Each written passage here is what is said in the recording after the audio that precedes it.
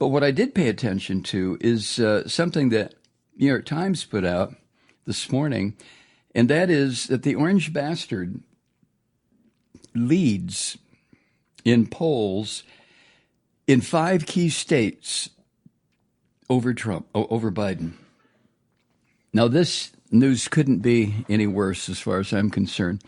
And the reason the orange vomit is leading is because of what I talked about a couple of times, and I'm sure you knew it too, that young voters and non-white voters are not happy with Biden for a number of reasons. I think young people, it's very obvious, as evidenced by the demonstrations that have occurred the past 3 weeks on college campuses. Young people are just saying to Biden, you know, you fucked up, Mr. President, to continue to provide weapons to kill thousands upon thousands of children in Gaza. We're not going to vote for you. You're a goddamn murderer, just like Netanyahu. Only you're not pulling the trigger, Mr. Biden. But you are handing Netanyahu a cocked gun, and all he's doing is pulling the trigger. I mean, I hate to make myself sound so simplistic, but I'm trying to put myself in the minds of 20 and 25-year-olds and why they are saying they are not going to vote for Biden because of his action in Gaza, where it concerns the unrestricted backing. Up to last week, I think last week, finally Biden made a comment about Netanyahu is not using the weapons of death and destruction for what we intended them to be used. What the hell kind of a statement is that? I mean, come on, Joe. And then the other reason, of course, that he is totally lost. And when I say totally lost, maybe they'll come back, maybe they won't. But these young voters, is his position, Biden's position, on environmental issues, on issues that have to do with global warming, that have to do with the future, if there is going to be one, for these young people. And I think young people are, they're just saying, we're not going to fucking continue to do this. And I totally support that mindset with one caveat. Biden's opposition is a fascist pig bastard who will immediately bring an end to any kind of demonstration or resistance or gathering of people to oppose a second Trump presidency policies. If the kids on the young people, I keep calling them kids, if the young people on college campuses are concerned about how they were reacted to by college administrators, by police, by whomever that the college administrators called in to break up these demonstrations. If the young people are concerned about what happened regarding these anti-Israel demonstrations, holy shit. Young people, let me tell you, you don't know what you're facing if Trump is elected. There won't be any demonstrations, and if you do demonstrate about a Trump policy, once he's got the Oval Office again, take a look at what happens to demonstrators in Russia if you want to know what your future is, young people, if Trump is reelected. Now, you don't have to. I mean, if Trump is reelected, you can just go about your business as a student and not pay any attention to what Trump is doing domestically or internationally, if you can do that. I don't think you can do that. But that's the only way you'll have peace on your campus. And even then, your curricula are going to be absolutely disturbed, inverted, changed. There will be subjects, that are available to you now as a student that will not be available to you in a Trump dictatorship. Man, I just hope that young people in this country are aware. Yes, I agree with him about Biden policies where it concerns the Middle East. Yes, I agree with him about Biden policies where it concerns environmental issues.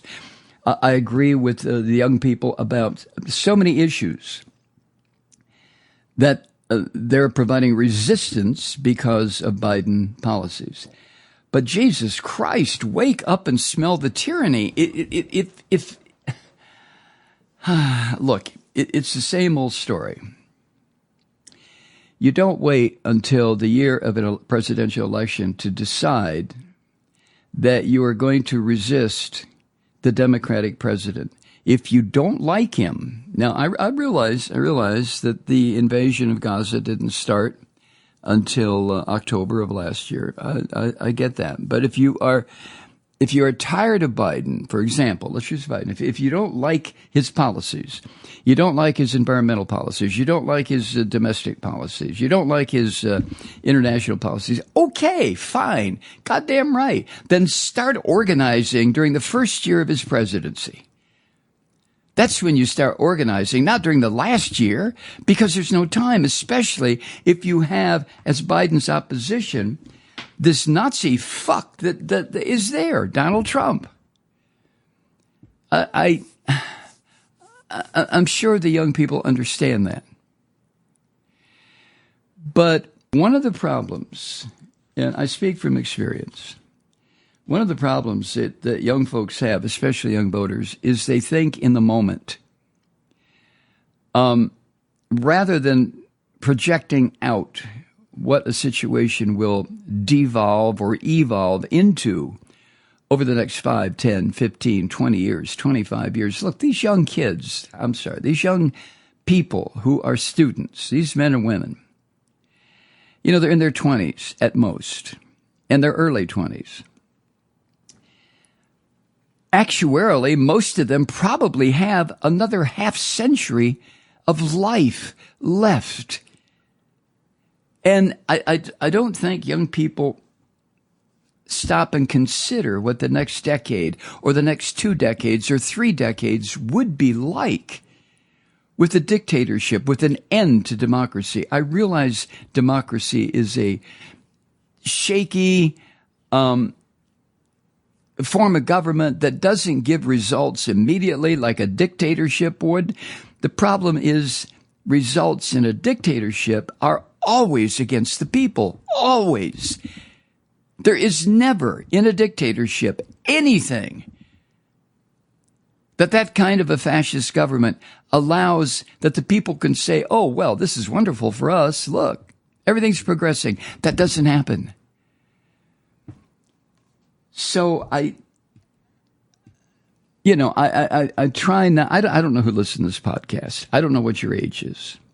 I know that I have an older than average demographic because I've been on the radio for so goddamn long and have followers that have been, not followers, but listeners who have been following this podcast or talk show that I've done for 35 years for a long time. I get that.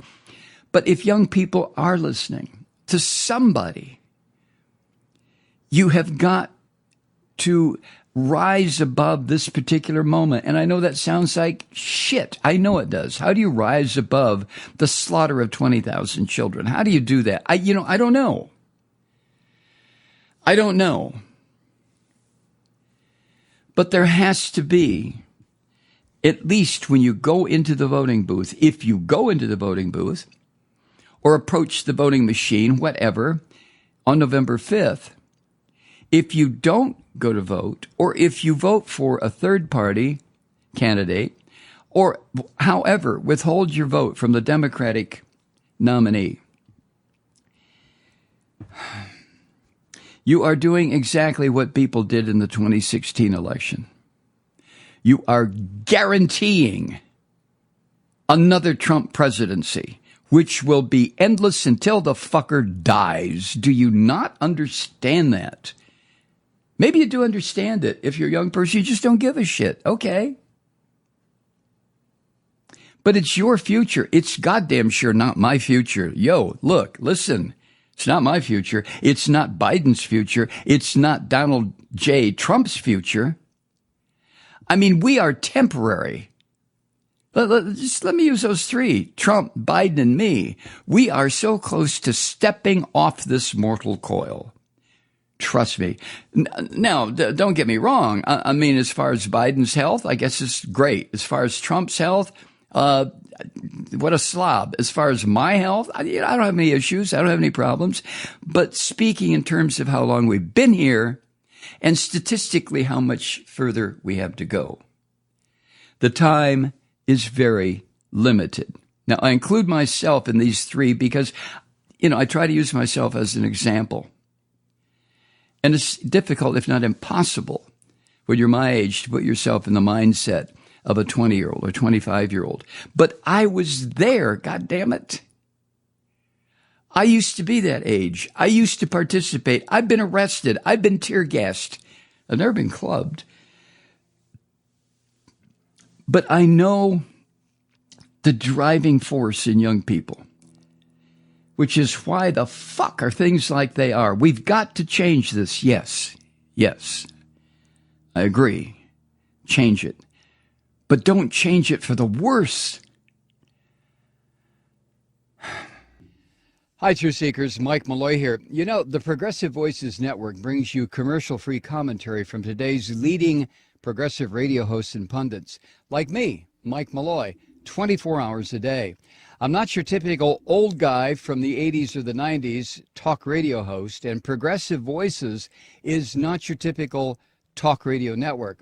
It's a listener-supported nonprofit with no corporate control whatsoever over our broadcast. So hosts like me, Mike Malloy, are free to rant and scream and carry on about whatever we like. We're often controversial, but we're never boring. Weeknights, 9 p.m. in the East, 6 p.m. in the West on the Progressive Voices Network. Always progressive, always on. I'm Mike Malloy. Keep it lit.